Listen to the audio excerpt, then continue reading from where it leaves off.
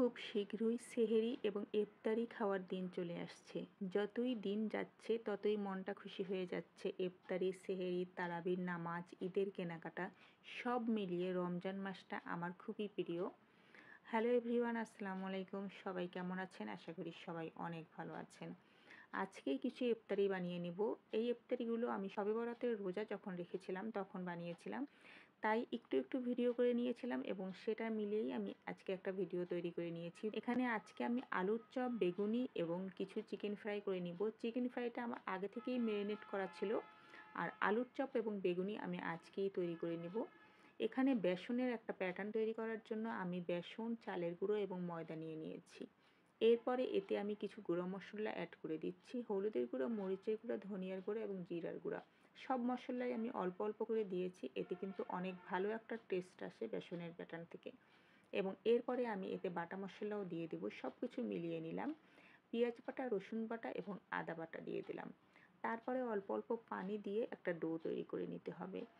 এই ডোটা যতটা ধৈর্য সহকারে তৈরি করা যাবে ততই কিন্তু মসৃণ হবে এবং সুন্দর হবে। আমার প্রায় 8 থেকে 9 মিনিটের মতো এই বেসনের ডোটা তৈরি করতে সময় লেগে গিয়েছিল। এখন কিন্তু পারফেক্টভাবে এটা রেডি হয়ে গিয়েছে। আমি ঢাকনা দিয়ে ঢেকে রেখে দেবো। এরপরে আমি আলুর চপ বানানোর জন্য আলু ছিলে নিচ্ছি এবং ডিমও ছিলে নিব। আজকে ডিম দিয়ে আলুর চপ তৈরি করে নিব। এটাকে আসলে ডিম চপ বলা হয়। আমার বাসায় সবাই কিন্তু এই ডিম চপটা খেতে অনেক বেশি পছন্দ করে। যেহেতু আমার মেয়েও রোজা রেখেছিল শবে বরাতের, এই কারণে তার পছন্দ মতোই আমি এভাবে করে ডিম চপটা তৈরি করে নিয়েছিলাম। 2টা ডিম ছিলে নিয়েছি এবং 2টা ডিমকে আমি 4 পিস করে নিচ্ছি, মোট 8 পিস হবে। এখানে ডিমগুলো আমি সব কেটে নিয়েছি। এখন আলু ভর্তা করে নেওয়ার পালা। এখানে পেঁয়াজ এবং মরিচ আমি একটু টেলে নিয়েছিলাম, তাতে লবণ এবং সরিষার তেল দিয়ে দিলাম। এই আলুর চপ বানানোর জন্য যদি সরিষার তেলটা দেওয়া যায় এই আলু ভর্তায়, তাহলে কিন্তু আলুর চপ থেকে সরিষার তেলের খুব সুন্দর একটা ফ্লেভার আসে, যেটা খেতে অনেক বেশি ভালো লাগে। আপনারা যদি এভাবে করে না বানিয়ে থাকেন অবশ্যই একবার বানাবেন, দেখবেন অন্যরকম একটা টেস্ট পাবেন। আমি একটু মথে মথে আলুটা ভর্তা করে নিচ্ছি। আলুটা একটু ঠান্ডা হয়ে গিয়েছিল, এই কারণে ভর্তা করতে একটু বেশি সময় লেগেছে। একটু গরম অবস্থায় ভর্তা করলে কিন্তু তাড়াতাড়ি ভর্তাটা হয়ে যায় এবং আলুটা ম্যাশও অনেক সুন্দরভাবে হয়। যেহেতু 8 পিস ডিম ছিল, এই কারণে আলু ভর্তা থেকেও আমি 8টা ডো তৈরি করে নিয়েছি। এখন আমি একে একে আলুর চপগুলোকে তৈরি করে নিব। আমি একটু ডিম চপ যখন আমি বানাই তখন আমি আলু ভর্তাটা আমি একটু কমই দেই। এটা বানাতে একটু কষ্ট হয়, বাট খেতে অনেক ভালো লাগে। আমি এভাবে করে একটু হাতে গোল গোল করে সব আলুর চপগুলো তৈরি করে নিব। এখানে দেখেন একটা তৈরি হয়ে গিয়েছে। সবগুলো তৈরি করে নিয়েছি। আলুর চপগুলো বানাতে আমার অনেকটা সময় লেগে গিয়েছিল, যেহেতু আলু ভর্তার পরিমাণটা একটু কম ছিল। প্রায় 8 থেকে 9 মিনিটের মতো সময় লেগে গিয়েছিল। এখানে বেগুন কেটে নিয়েছি। বেগুনে আমি লবণ দিয়ে দিলাম। লবণ দিয়ে মেখে কিছুক্ষণের জন্য রেখে দেব। আপনারাও বেগুনি বানানোর ক্ষেত্রে আগে যদি একটু লবণ দিয়ে মেখে রাখেন, তাহলে দেখবেন বেগুনগুলো আর ভেঙে যেতে যাবে না এবং কালো দাগও হয়ে যাবে না।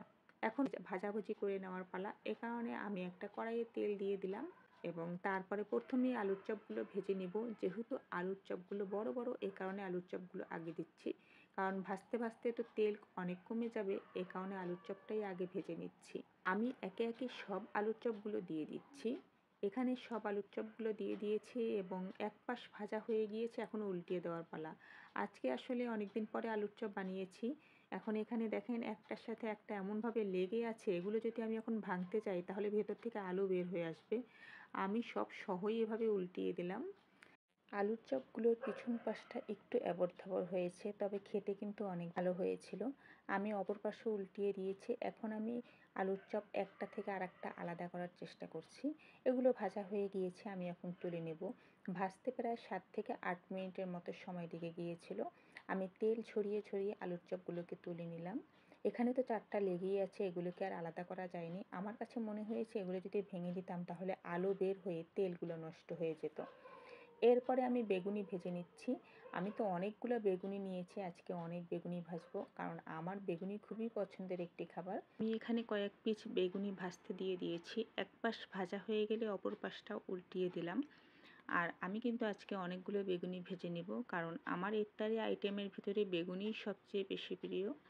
যদিও বেগুনি খেলে কিন্তু প্রচুর গ্যাস হয়, তারপরও আমি বেগুনি খেতে অনেক বেশি পছন্দ করি। আর ভাজলে আমি অনেক ভাজি এবং প্রচুর পরিমাণে আমার বাসায় বেগুনি খায় সবাই। এরপরে আমি বেগুনিটা ভাজা হয়ে গেলে কিছু চিকেন ফ্রাই ভেজে নিচ্ছি। এগুলো আগে থেকে ম্যারিনেট করা ছিল। একটু আগে থেকে যদি কিছু রেডি করা থাকে তাহলে কিন্তু রান্না করতে অনেক কম সময় লাগে। চিকেন ফ্রাইটা যেহেতু আমাকে ম্যারিনেট করতে হয়নি, এগুলো আগে থেকে করা ছিল, এই কারণে কিন্তু আমার কাজ অনেকটা কমে গিয়েছিল। এক পাশ ভাজা হয়ে যাওয়ার পরে আমি কিন্তু চিকেন ফ্রাইগুলো অপর পাশেও উল্টিয়ে দিলাম। এরপরে মোটামুটি ভাজা প্রায় কমপ্লিট হয়ে গিয়েছে। আর একটু ভাজা হয়ে গেলে আমি সবগুলোকে তুলে নেব। একটু মচমচে করেই আমি ভেজে নিয়েছি। এখন কিন্তু ভাজা হয়ে গিয়েছে। এখন আমি এগুলোকে একে একে তুলে নিব। চিকেন ফ্রাইগুলো আমি তুলে নিয়েছি। আর দেখেন এগুলো কিন্তু এখানে সব কিছু আমি রেডি করে নিয়েছি ইফতারি। এখানে বেগুনি, আলুর চপ, কমলা ছিল, পেয়ারা ছিল, চিকেন ফ্রাই ছিল, তারপরে শরবত, এগুলো তো ছিলই। তো এই ছিল ইফতারির আয়োজন। আপনাদের আজকের ভিডিওটি কেমন লাগলো অবশ্যই জানাবেন। আল্লাহ হাফেজ, সবাই ভালো থাকবেন।